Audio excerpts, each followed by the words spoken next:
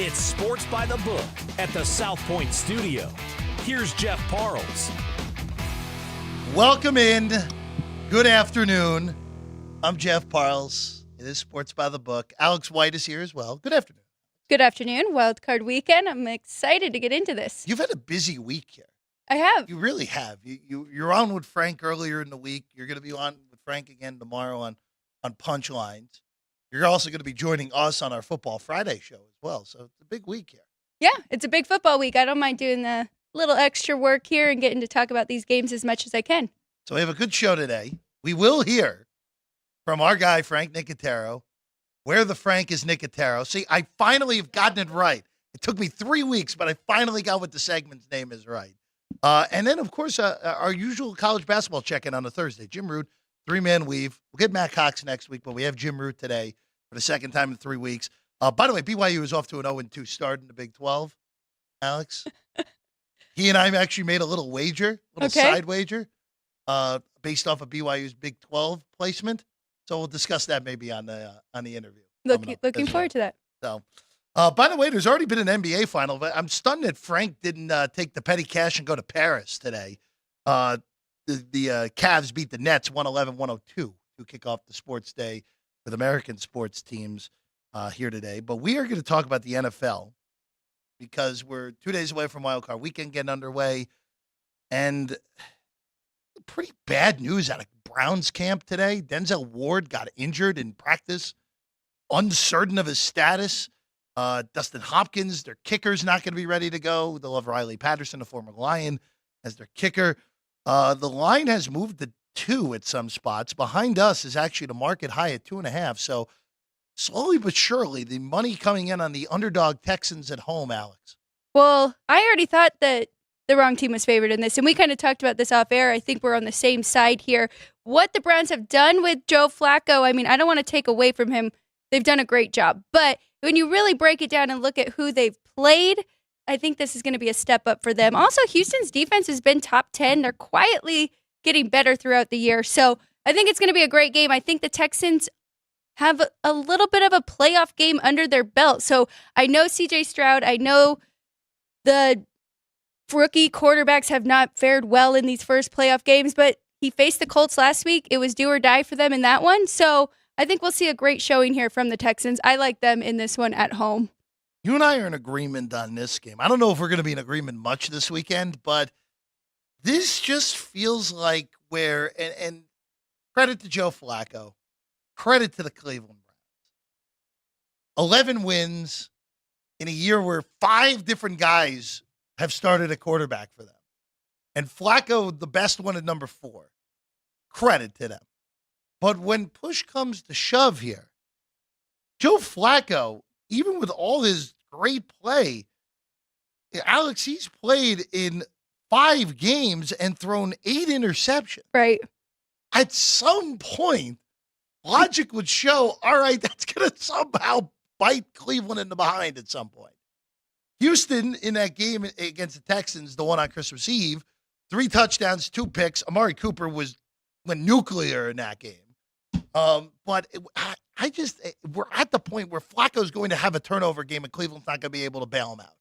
And for Houston, they didn't have C.J. Stroud in that game against Cleveland. He was still in concussion protocol. And Stroud, I mean, this was 3.5, 4 when it was Case Keenum. It's got to be more than 2.5 points from Keenum to Stroud. It just has to be. C.J. Stroud at this point is already a top 10 quarterback in the NFL. He's going to win Offensive Rookie of the Year.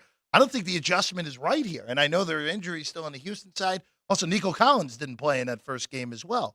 So the best receiving option left with Tank Dell hurt, and Stroud is back. Yep.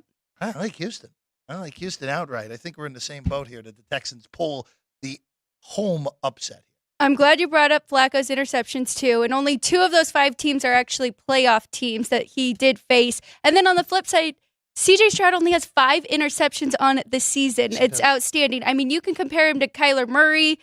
I think it's Tommy DeVito. Other guys who haven't even played nearly as many games have the same amount of interceptions as C.J. Stroud. So last week, while I wasn't that impressed with this Houston Texans team against the Colts, one thing they did for sure was take care of the ball, and sometimes that's just enough. So I expect them to definitely do that in this game. Obviously it's a wild card weekend. This is the first game. Usually they put what the NFL perceives to be the quote unquote weakest game in this 4:30 Eastern, 1:30 Pacific Saturday slot. I think this is going to be the best game of the weekend, actually. So should be a fun one. 44.5. I have nothing on the total. I don't, based off the way you're talking, nothing on that for you either, on the Texans and the Cleveland Browns. By the way, the Texans, you know, have some fun real quick, Alex. The Houston Texans have been in the NFL playoffs now 7 times, okay? All as division champions. They've never made it as a wild card, only as division champions. They have played in this time slot in wild card weekend. You ready for it? This will now be the 7th time they've played in the 4:30 Eastern on Saturday window. They played in this exact same window every single time. Pretty amazing for the Texans. All right. I think you're going to probably cringe. You're Vegas born and bred. You're going to cringe with the weather in Kansas. You're in Kansas City this weekend. I had lived in Missouri for 7 years. I'm cringing by this. Saturday is the warm night in Kansas City for the next 10 days. And it's supposed to be 3 degrees at kickoff with a low of -9, by the way. Yikes. 20-mile-an-hour winds. I'll dip the wind chill into the -20s. Oh, by the way, Miami is 1-17 in their last 18 games at sub-50-degree weather. Forget the sub-30 and sub-0-degree weather. But I will say this, Alex. The market has been a little more aggressive for my liking, and I know Miami's all battered on the defensive side of the ball with injuries. 4.5 is aggressive, and that's where we're sitting right now after it opened at 3. I didn't do anything with the side yet. I really wanted to make a case for the Dolphins, but I made the number at 3.5 right there. So like you said, a little aggressive, but I am going to pay attention to this total because it has dipped down, and I understand the weather, but the wind shouldn't be that much of a factor. So keep checking on the wind, and if it's not going to be too windy, I may play this over. 2 offenses that can definitely put up points. I know the Chiefs aren't the same offense, and they've been on this under trend at home this year, but this game's a little bit different. And then if you look at the game that the Dolphins just played against Buffalo, they moved the ball very easily. I mean, every drive in that first half was 65 yards or more, and they only came away with 7 points. So I don't think Kansas City, especially because they kind of have a bye week. They rested all their star players last week. They'll be ready to go. I think we're going to see points from both teams, but we'll have to keep our eye out on the weather and the wind, especially. Well, it's going to be cold. I think we're pretty safe on that. It just, when this is all said and done here, more than anything, it just comes down to is what we've seen from Kansas City this year on the offensive side of the ball. Can they find anything? If they can find anything, take all the other factors in the equation. I like Kansas City. I wish I had taken that early. There was one even rogue 2.5 when this opened. Boy, that was a gift. If you took that 2.5 with Kansas City early on, but I'm going to stay out of it at this point. Just too much. The funny part is it might not even be the worst weather in a football game, right? Because Buffalo, Pittsburgh. No, that's only Frank's show actually. That we're counting that. The Steelers. By the way, how did we end up with so many Steeler fans at this studio? What happened here? Obviously, our fearless leader, Chris Andrews, that's right, from Pittsburgh. Jimmy, of course, from Pittsburgh. Frank, who again, the once voice of Iron City Beer, by the way, which one of the many amazing accomplishments of our guy Frank Nicotero, and of course Sean, one of our guys as well, in the back, running the 1s and 2s on the audio board for us. So, Alex, here's the deal. There could be upwards of a foot of snow that come down on Buffalo Friday into Saturday. Sunday, though, for playing conditions, actually will be worse than just snow because this thing looks like it's going to be 30-mile-an-hour winds consistently and end up with around 50-mile-an-hour gusts for this. It's 10. It's 35.5. My brain just goes back to fair or not. Remember that game 2 years ago? Or 3 years ago now, where the Bills played the Patriots on the Monday night, and Mac Jones threw 3 forward football passes, and New England went into Buffalo and won the game when it ran it 45 times. Why wouldn't Pittsburgh do the exact same thing? And I don't know how Buffalo's defense would hold up, but you can get some weird stuff. In a normal circumstance, weather even okay, I'd lay it with Buffalo. This is the type of team they destroy.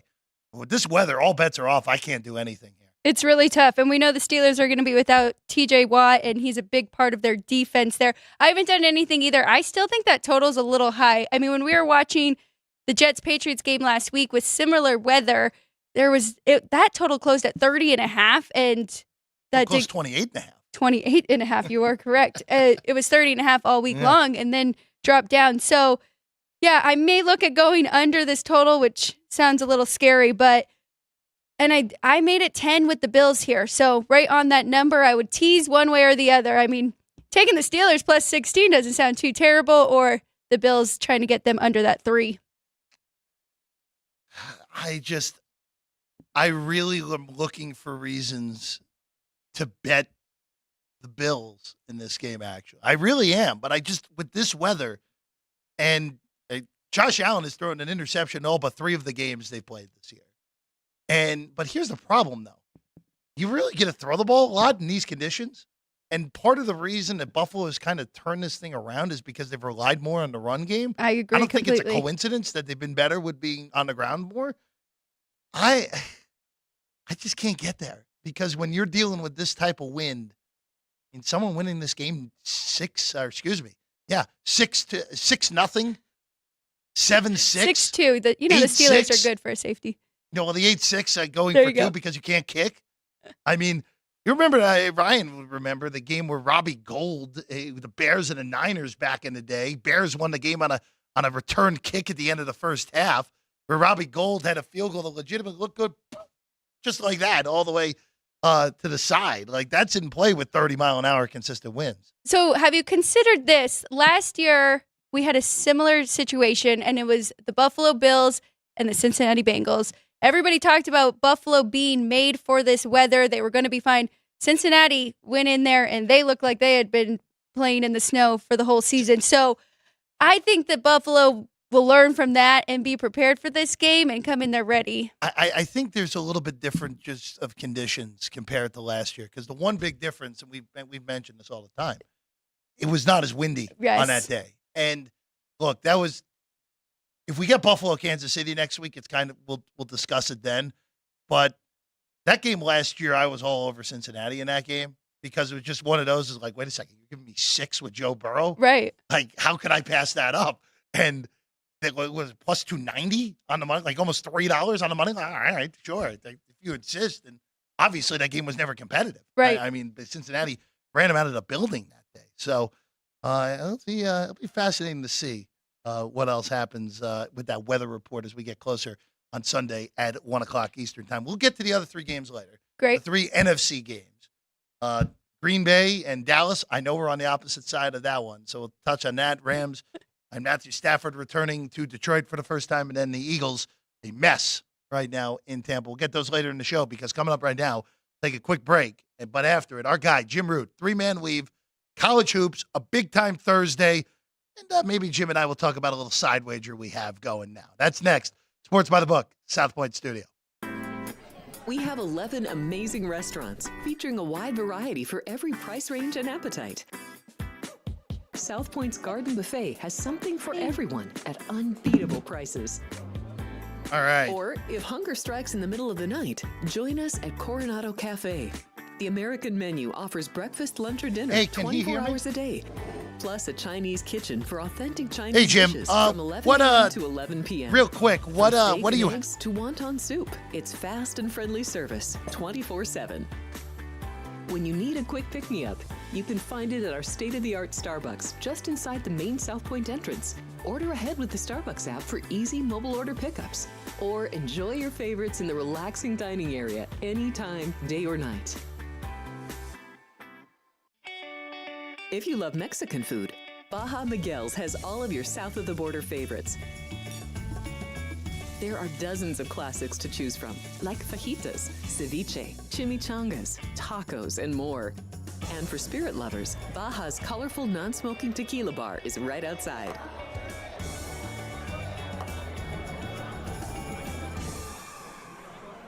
Or maybe you're in the mood for seafood. Big Sur Oyster Bar has fresh seafood prepared right before your eyes.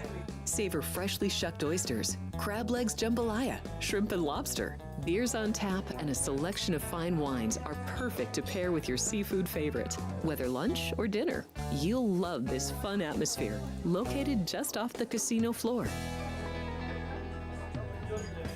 Ready to shake things up? Step back in time and treat yourself to one of the oldest restaurant chains in the country. Steak and Shake, famous for original mouth-watering steak burgers and hand-dipped milkshakes in a variety of flavors. For some old-fashioned fun, try Steak and Shake.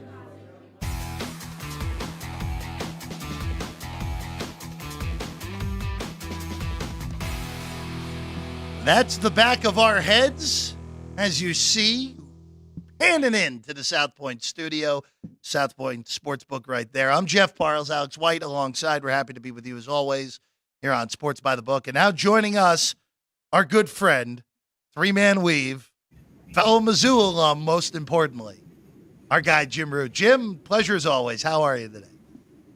Oh, I'm good. It's quite a time to be a football fan in my world. You said Mizzou, they're rolling, doing well in the portal, and then you see the Packer helmet right behind my head for those watching. That's right, man. Big playoff game coming up this weekend. Excited to hear who's on the correct side of that one later between you two. Okay, I'll spoil it real quick. I'm on your side of things in that game, Jim. Oh, that's all. There we go. Which is probably bad news for you, in all honesty. If Alex is on the other side and I'm on this side. By the way, before we get into tonight's games, I just have to ask you, because this is look, we get wonky stuff in college basketball all the time. This has been beyond wonky this week with all these top teams losing. Kansas goes to Orlando and loses to Central Florida in the Knights' first home game in the Big 12. Purdue gets totally destroyed, really, in a game that Nebraska really was the right side from the get-go. I'll give the Cougs credit of Houston. They were behind the eight ball from the get-go, got that basically to a one-possession game, and just in the end, not enough offense against the Clones. Jim, what do you make of a week like this? Oh, and by the way, Tennessee, a top 10 KenPom team, also lost last night. So what do you make of this? Just total chaos and anarchy across the board the last 3 days. Yeah, the easy refrain right now is it's tough to play on the road. I think people are leaning hard on that. But this doesn't happen all the time. I think somebody, one of the bigger journalists, tweeted that it's the first time that all three AP teams have lost within a 2-day span on the road since like 2002. It's ridiculous. It's wild that it's been this concentrated all at the same time. I think, people want to leap to the narrative of there's no true great teams, which I'm sort of on board with. I think the top tier is actually pretty darn good. But these home atmospheres have played up really, really well. You don't want to just look at all home teams because not all home environments are created equal. But the big ones where there's a crowd involved that might be influencing the officials a little bit, I think has really been big time for home teams. I think some home teams take that negatively, like that I'm crediting reffing a little bit. But reffing helps you because the crowd is so good, because they're like wrapped up in the emotion of it.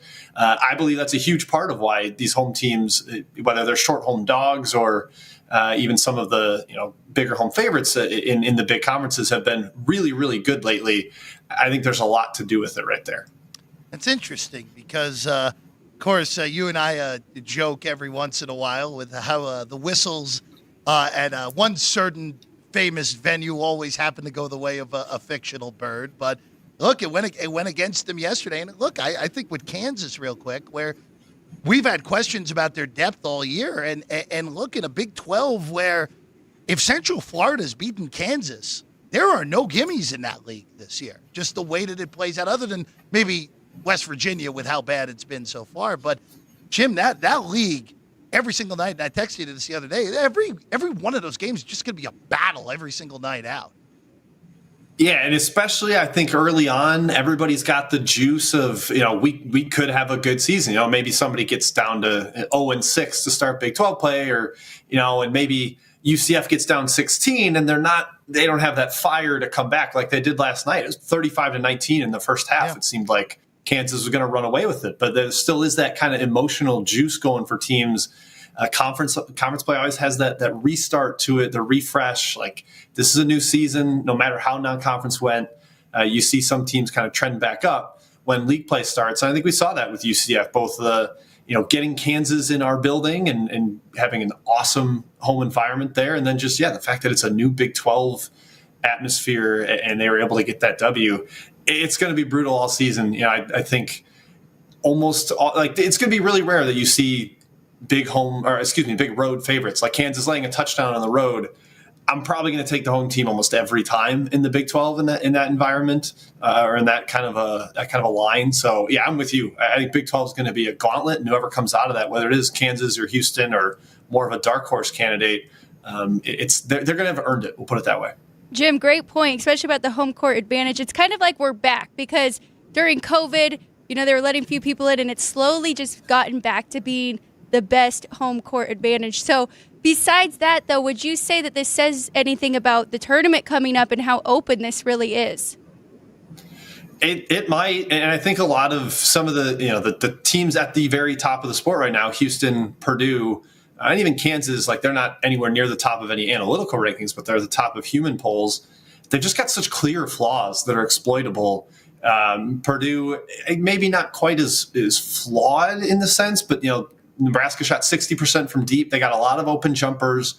If you can get Eating a little bit of foul trouble, like both they did, Northwestern did a little bit, Illinois did, even at Mackey Arena, that really changes things for them. They rely on him so much offensively to just attract attention. So, when teams are game planning specifically for one team in the tournament, that's something they can exploit. Houston, they can go through offensive droughts. They didn't score any points for the first 5 minutes of that game at Iowa State.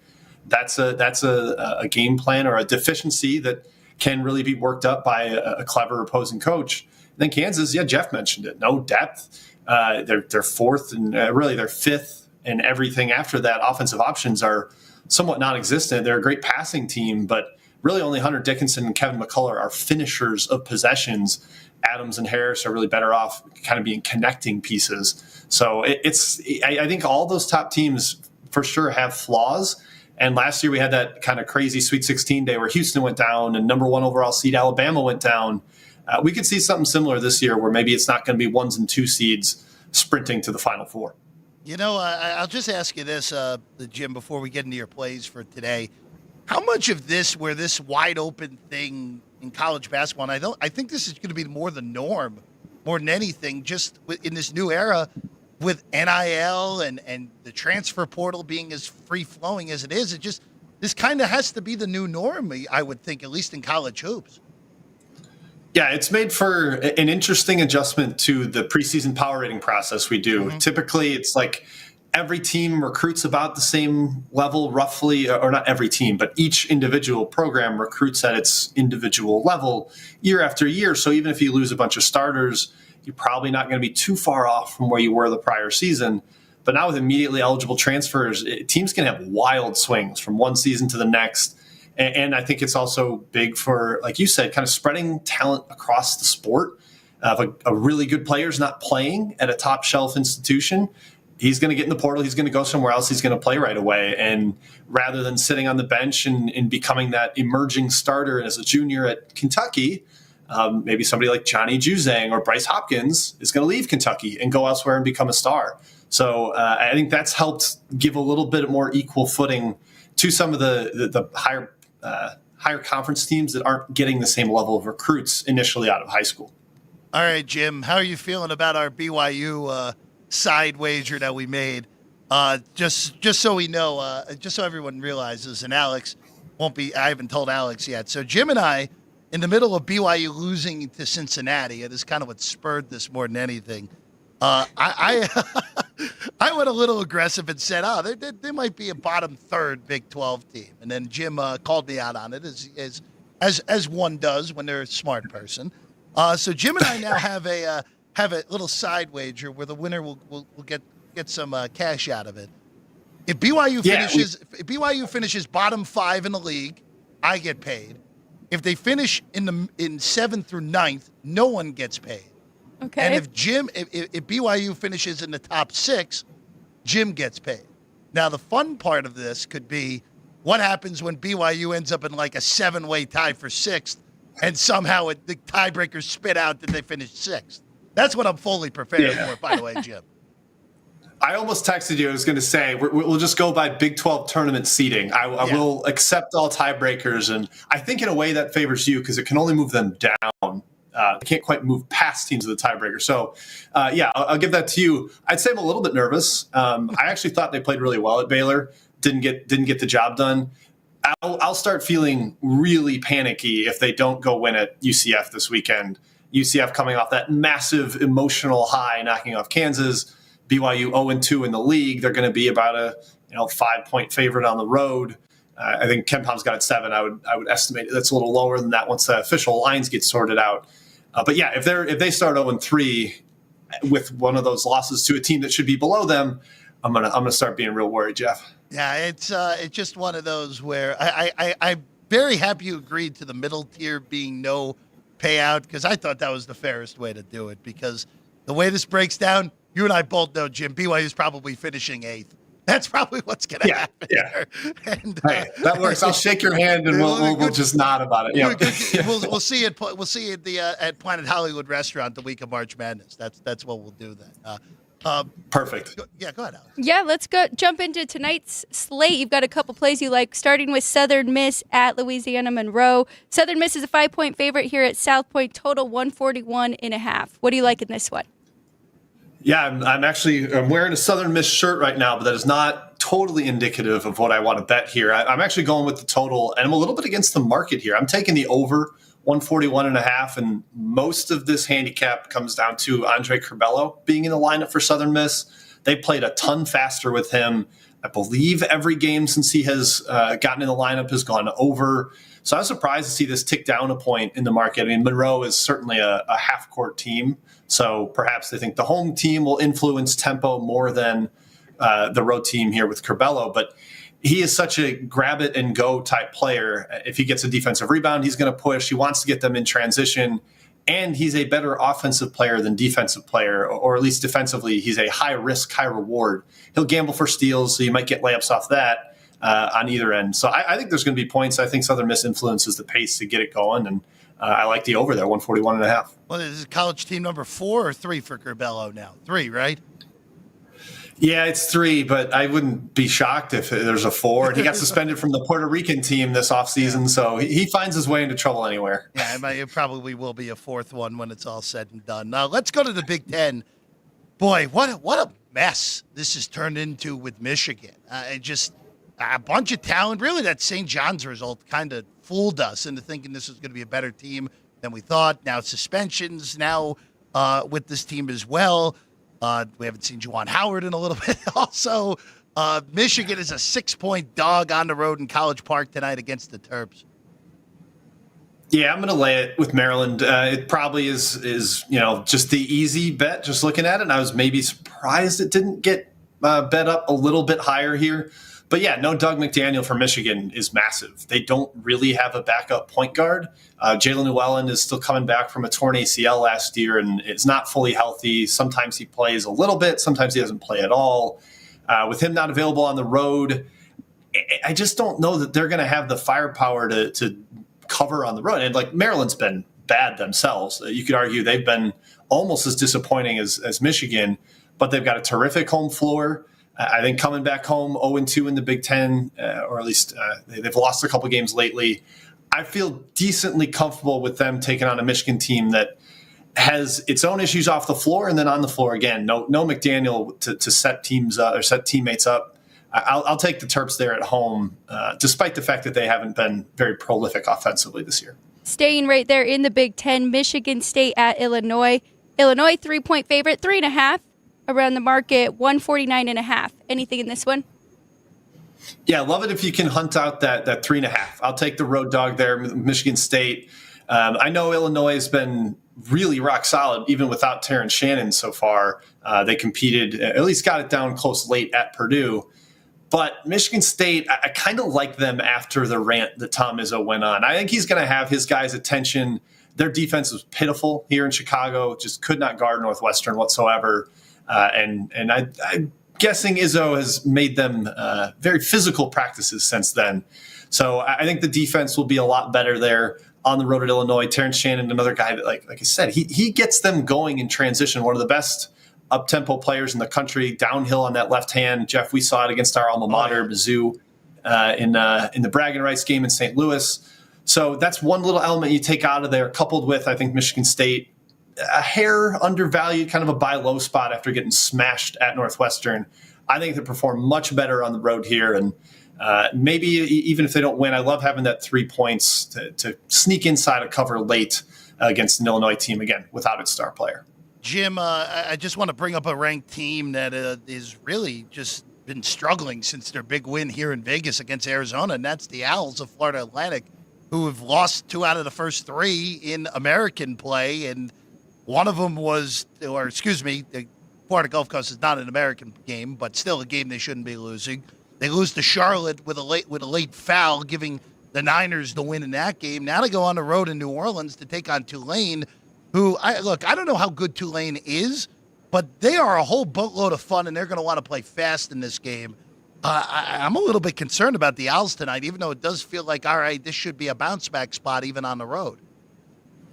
Yeah, FAU's traditionally, over the last 2 years, been really good against the number after a loss. I don't think they quite got there against East Carolina after the Gulf Coast loss, but I think they've covered every other game in the last 2 years immediately following a loss. So that does set up pretty well for them. I think Dusty May gets his guys' attention. They adjust, and it's a pretty resilient, connected group of guys. I just don't think they've enjoyed being the hunted. Teams are really coming after them, giving them their best shot every single night out. It's tough to be a big road favorite, as they saw both at Gulf Coast and at Charlotte. And both those teams slowed the game down a little bit. I think Gulf Coast, FAU will be a little more comfortable up tempo against Tulane. And Tulane also runs a matchup zone under Ron Hunter that sometimes looks good, and sometimes it gets carved up by teams that take care of the ball and are patient and can get good shots. I think that describes FAU with the amount of guards they have. I think they'll kind of enjoy playing against that type of defense instead of a muck it up, slowed down half-court game like Charlotte and Gulf Coast gave them. So I actually do think FAU is able to bounce back there. I didn't quite get there to bet it based on them laying a touchdown. That's about what I made it. But just from a spot perspective, I think I would go with the Owls. What about the total in this one, Jim? Both of you are talking about these two teams running the ball. I know it's high at 161, but I still kind of like that over. Yeah, I pretty much don't make any living betting Tulane unders. So anytime you can catch an over with a willing dance partner, as I call it, somebody that wants to get out and run with them the way FAU will, this could very easily be a 95 to 85 type of game, which would be well over the total. I think you're probably onto something there. I think there's a ton of points. Jim, before we let you go, I'm a little intrigued by this one in the WCC tonight. And that's Santa Clara with their shot tonight against Gonzaga. Feels like a lot. We're getting 8 with the Broncos tonight. That kind of feels like, all right, take the points, and if Gonzaga rolls them, so be it. Yeah, we just talked about at the top of the segment how good these big-time home dogs have been, and maybe you don't call Santa Clara quite at the same caliber as a Big 12 or a Big 10 team or an SEC team like Mississippi State, but they've produced 2 NBA draft picks the last 2 years. It's a program that really cares about basketball now. They've got a great home crowd, a great following, and an awesome coach in Herb Sendek. Guy's been around the block in the ACC and the Pac-12. I think getting over a touchdown there is probably a good bet. Gonzaga's been at home for their first 2 games in WCC play. I think we'll see them get tested a lot by the Loyola Marymount, San Francisco's, Santa Clara's of the WCC, because this Gonzaga team's just not quite at the level, especially offensively, that the last couple of years teams have been with Drew Timme. He's Jim Root. Again, get him on the tweets at Second Chance Points, one of the best handles out there. 3-man weave, where you can find his work, along with Kai McKeon and Matt Cox as well. Jim, also one of the 3 that we will see every Thursday here on the show around 6:15 Eastern, 3:15 Pacific. Jim, pleasure as always. I will wish you luck for Sunday, Jim, because I would like to be right. I appreciate that. I would like to be right as well on that game. So best of luck in that one, and thanks for hanging with us today. Thanks. Yeah, go Packers and go BYU, Jeff. Come on, Cougars. I can get behind that one. There we go. BYU. Thanks, Jim. BYU, by the way, Saturday against Central Florida. I will say this. Hopefully Jim still hears me before he hangs up. I do like BYU on Saturday. That is a great spot for the Cougars. See, there we go. Jim applauded along That's how I figured. on the way out. All right. Let's hit another break. When we get back, we are going to figure out where the Frank is Nicotero. Our guy, Frank Nicotero, Punchline's host, will figure out where he is next here on Sports by the Book. We work hard to provide you with all the conveniences that will make you come back again and all under one roof. Enjoy your stay.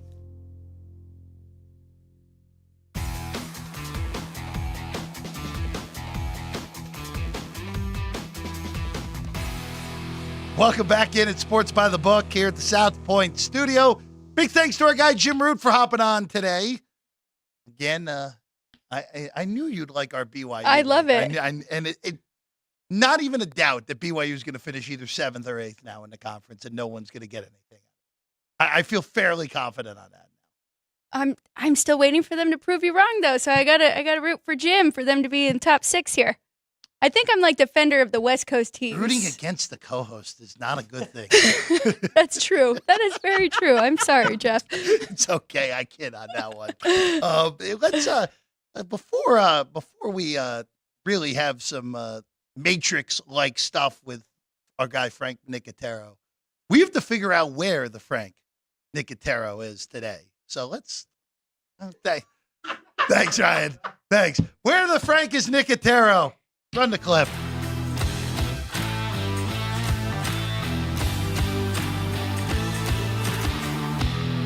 Here I am at the Big Sur Oyster Bar. You guys are located right over there, about 100 yards over that way. And I'm here with Jason. Jason, this place is awesome. How long have you been here? So I've actually been here for quite some time, looking at about 16 or 17 years now, since 2005 of December. Wow, okay. Yeah, beautiful space, beautiful property. We just went ahead and redesigned the entire dining room here not too long ago. This is just one of the amazing restaurants. There's 11 places you can eat at South Point. This one is the most delicious, so I'm telling you right now. And it's National Oysters Rockefeller Day today. Couldn't believe it. What are the timing What are the on chances? That? Yeah. All right, so now this gentleman here is John. John has a couple oysters. Now you have to, okay, you're going to shuck these for us? Yes, I am. And you have to cut the abductor muscle is what I've learned. Exactly. I studied last night on YouTube, so he's cutting the abductor. So go down the side. And Go down the side. Right there. Okay. Right. How many oysters have you shucked in your life? Whoa, my lifetime, that's a whole lot. Over 1,000. Over 1,000 on a good weekend. On a good weekend, wow. All right. Yeah, a weekend. So what we're going to do is we're going to call this first oyster here, that's the Cleveland Browns. That's the Houston Texans. And I am from Houston, so... You're from Houston? Houston. All right, so you're rooting for the Texans, right? You got it. So should I eat the Texans one because they're going to win? Absolutely. All right, so we're going to go with the Texans one. John, go ahead, tell me. I'm going to put a little Tabasco on there because I need a little hot. And then I just suck it down, right? There you go. Just let it slide, boss. Oh, it tastes like a Texans victory. This Cleveland one, I'll eat it, but I don't want to. Cleveland's not going to taste good. I had a weird Flacco to it. There you go. It did. Houston Texans are going to win at home. They're going to cover the 2.5. John, how many oysters do you got to go shuck today? Today, a bit of them by 800 to 900. Jason, do you like oysters? I love oysters. What's your favorite Fantastic. oyster? Actually, Louisiana Gold-tail oysters, most popular oyster we have here. So These are unbelievable, it's and the I one forgot. to go to. And I forgot with Tabasco, you really only need one drop. I did a lot, but it's good.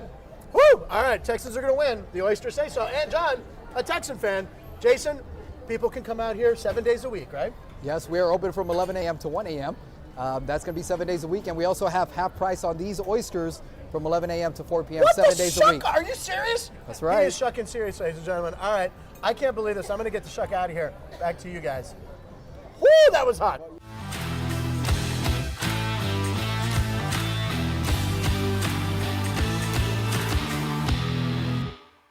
Very impressive. Very impressive. Yes. Big thanks, by the way, to our friends over at the Big Sur. Yeah, they were Oyster great. Bar. Just a few paces to my right here. Yeah. I can see the Big Sur Oyster Bar facade. I could throw a baseball and hit it.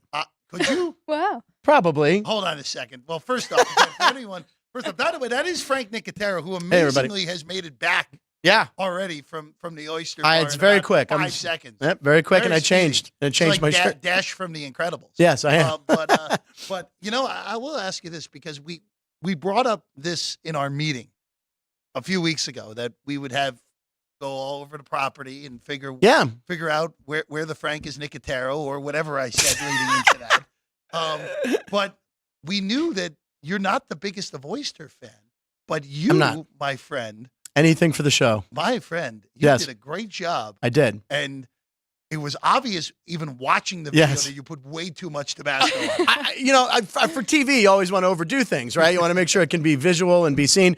I made a serious mistake, and my lips were numb for a good hour and a half. I was Carmexing them. I was trying to, they're like, do you want some water? I'm like, I think water makes it worse. You need some milk. I don't know if they carry milk over there, but I can't have milk right now. I'm trying to do the almond milk, maybe, I put way too much Tabasco, but they were very good. I have a very weak mouth for hot. I'm like, Frank's Red Hot is as hot as I usually go. So Tabasco was like atomic to me.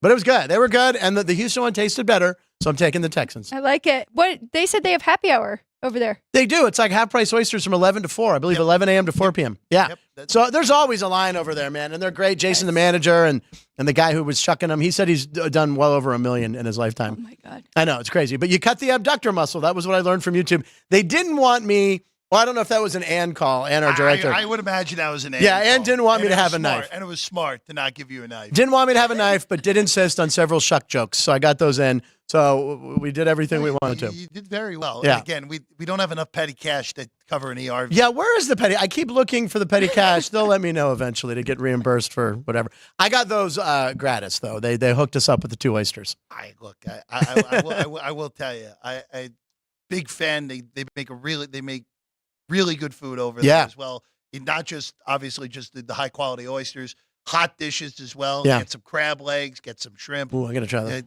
They're always busy too. They're always fun. always a nice line. But everyone there is very nice. You want to talk some football? my Yeah, friend? let's do it. I mean, Cleveland Texans. I mean, we know the Texans are going to win now. So all of us are on Houston, which is a little frightening and all. Well, everyone just keeps talking about Flacco's passing yards and touchdowns, but as you said, this looks like it could be a 3 or 4 interception game for him, right? At some point, it's coming, and it's going to cost them. Yeah. Like that's my feeling more than anything. By the way, And the late breaking news of Denzel Ward, that was a shock. that was a big that one. hurts. If he doesn't play, that's a gigantic So- deal. First team All Pro. Yeah, he's this unbelievable. year. By the way, I have to do this because I meant to do this in the opening segment, and naturally, Look at all those look cards. at all the colors. It's a rainbow of cards. Of all the parlay cards that are available this week. And look, I got to give our guy Chris Andrews a lot of credit, as always, because I love the reverse teaser card. Yeah. Are you going to fill one of these out this We're week? I think we're gonna do it tomorrow on the show. the Me, reverse- Ryan, the and reverse- Alex. Here's the problem. They have the 7 for 7 on here on the reverse teaser. There's only 6 games. So I wonder if we fill in the blank. No, I know we can't. But 6 for 6 on the reverse teaser, 750 to 1. Oof.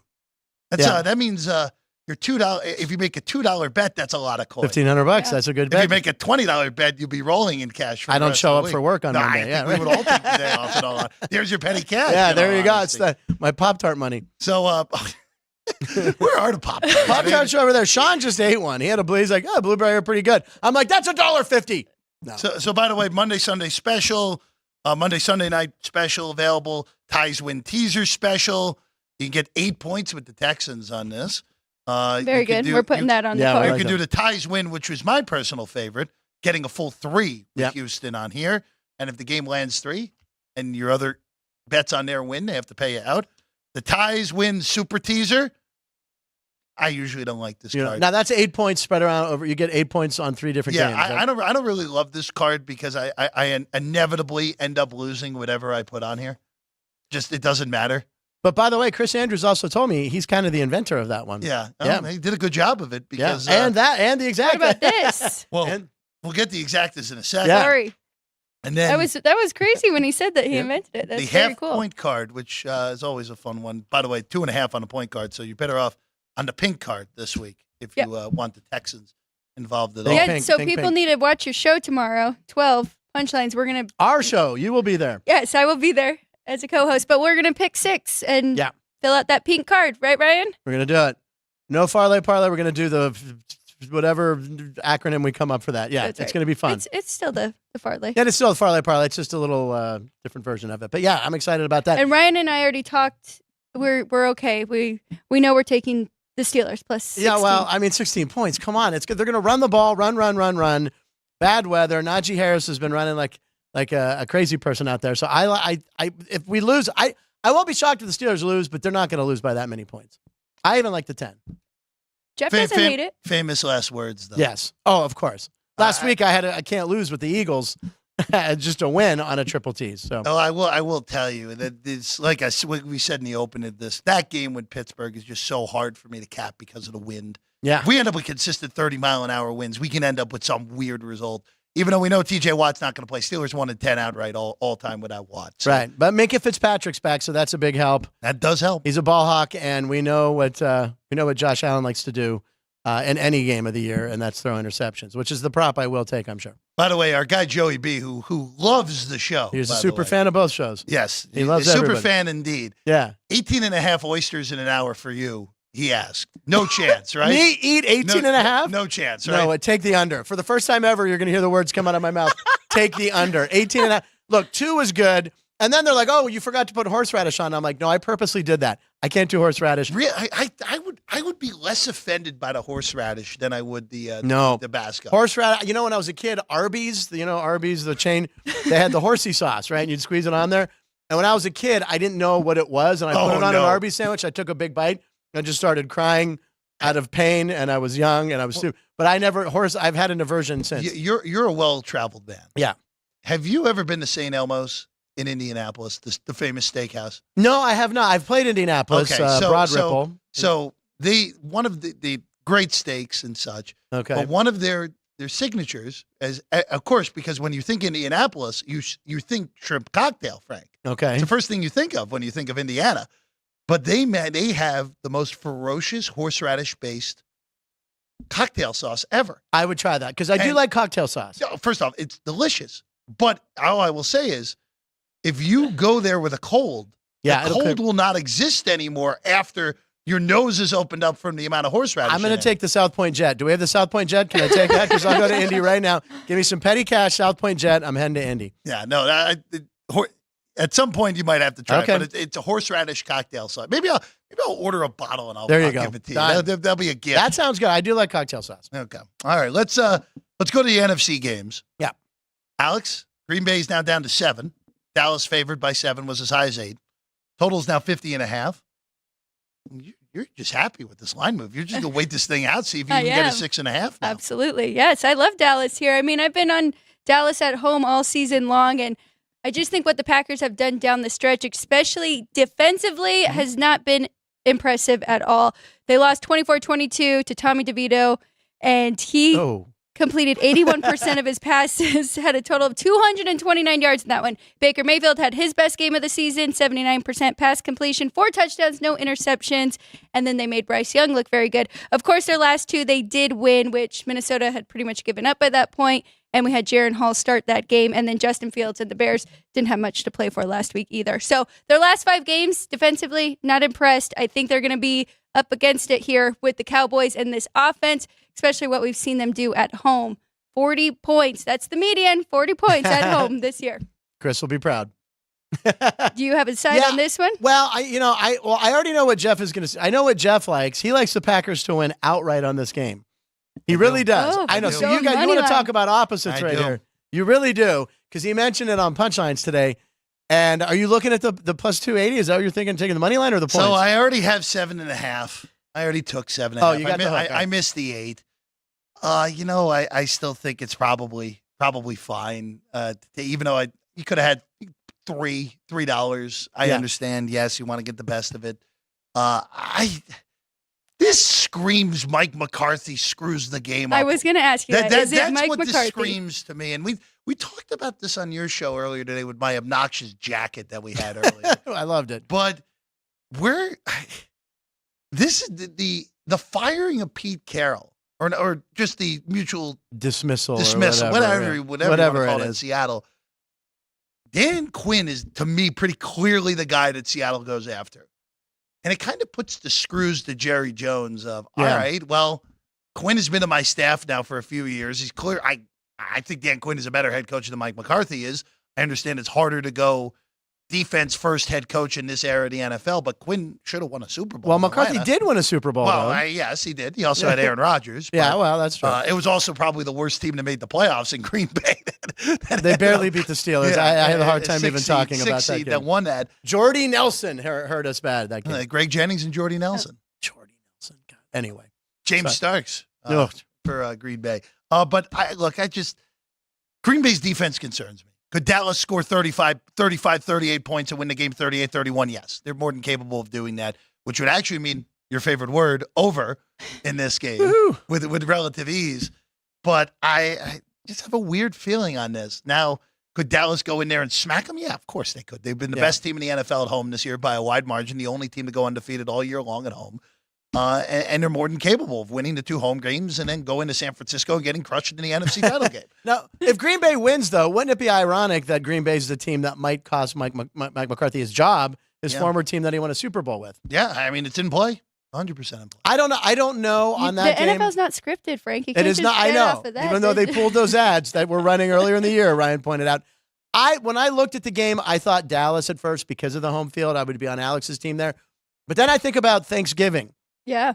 When Green Bay came out, everyone in the world was on Detroit. This is Detroit. Detroit's coming out year. You know, they're going to, on Thanksgiving, which they always play well, they're going to do even better. And Green Bay came out and smoked them in that game. So could they do that again? There's no pressure on Green Bay. They do have hey, what do we got to lose? We got into the playoffs in the last game. So I don't know. That's the one game that I don't have a feel for. So if I would, I'd probably go Dallas. But I could see Green Bay winning, but I'd take Dallas. On the parlay card, I would take Dallas. Okay. Well, hopefully we're going to tease it down. All right, exactly. Yeah, I would love the points. I mean, 7 points is hard to pass up. I understand that, but I made it 10, so I'm going to lay the 7. There you go. Or wait, I'm going to wait and see if I get 6.5 here. But okay. I don't know if you will, but I think it's worth waiting at least a little bit longer, and then as soon as those 7 go back to 7.5, coming back and getting those last 7s out there. Let's go to Dallas. We just did Dallas and Green Bay. Let's Get go out of Dallas. Let's go to Detroit. Go to Detroit. Matthew Stafford, his first game back at Ford Field since the trade a few years ago now. Lions, first home playoff game since before I was alive. I think sure. like Nixon was president or something. Yeah, it was I'm gonna have to. I think it's 60 years ago. No, not 60 years ago. Come on. Well, the last time they won. Well, the last time they won a title was that 30 years ago. 30 years. Okay. It was January 8th, 1994. All right, that's was 60. the last time. That was 30. I was 6 months old. Okay. So there you go. There we go. So yeah, Ryan wasn't born yet. Sean definitely wasn't born yet. I can tell you that. Sorry to everyone else here. I know you're all alive at that point. I was alive. Let's go to this one. It's 3. Yeah. 51.5. Alex, where are you on this game? it's tough. I haven't fully decided. And honestly, I do like the Lions to get the win. I just am not sure if they're going to cover this 3 here. For a teaser, I think it's very safe to tease the Rams up to just on normal. If you tease this with something else, you get them up to 9.5. So I do like that for sure. But both teams are playing very good right now. I mean, the Rams should be 7-1. They are 7-1. They should be 8-0, but they lost that overtime loss to the Ravens. So they're really hot right now, and the Lions as well. Playing very good. In my opinion, you look at head coaches in the postseason means something, right? McVay's been there. He's won the Super Bowl, and that counts for something. Dan Campbell, he's kind of not a sheepish coach. So he is aggressive, as we know what happened in Dallas with the 2-point conversions. This is, by the way, and the NFL scheduled it Sunday. I mean, they gave it the prime spot, right? This is going to be the most watched game of the weekend by far, just because of the storylines. But I grew up, I like the Rams, grew up a lot in LA, but I'm rooting for the Detroit. I could see a late pick sealing the game, something like that. Stafford going out with an interception. I don't know. I like Detroit. I would take Detroit. See, that scares me because I'm more worried about Jared Goff throwing a pick. Like, but Yeah, I'm and rooting for McVay knows his him. I'm tendencies. rooting for him. Yeah. To I get think it's this Detroit's year. It's just, look, Michigan wins the national championship. It's a good time to be a Detroit person, I guess.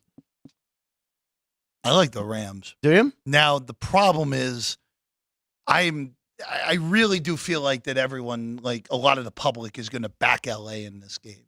It's a sexy pick, I think, Team right? on the road, Yeah. no conditions to worry about because it's an indoor game. Stafford going back to Detroit, even though usually those first trips back, even though Tom Brady won his trip back to New England, Peyton Manning lost his trip back to Indianapolis. Joe Montana lost his first trip back to San Francisco. I mean, there are you don't usually win your first. You can't go home again. You as usually Bill's saying. exactly. That's right. Yeah, Bon Jovi lied to us. I was thinking the author James whoever, but yes, Bon Jovi. I like you and Jovi because you're a Jersey kid. What are you gonna How could I not bring that up? Come on now. But this has been my thought on Dan Campbell. And Campbell's done an amazing job by any stretch of the imagination. We took over an absolute mess, and now 3 years later, they're hosting a playoff game. And quite frankly, they should have been in the playoffs last year, even after that dreadful start that they had. But Campbell is I don't know if Campbell's the guy to get them to the next level. I think this is basically where Campbell caps out. Where, all right, maybe they win a playoff game and then lose in the second round. I don't see him ever being the guy that gets Detroit to the Super Bowl. Now, I could argue that with Jared Goff, but then I'd already been proved wrong because Jared Goff's already played in the Super Bowl. So, but I'm going to go with the better coach in McVay, and I'm going to go with the better quarterback in Stafford. So, I'll take the points. I'll take the money line. If the Lions beat me, so be it. That's where I'm at on this one. And then the last one, I'm going to leave this to you two. I have absolutely no idea on this game. Phillies 3 on the road in Tampa.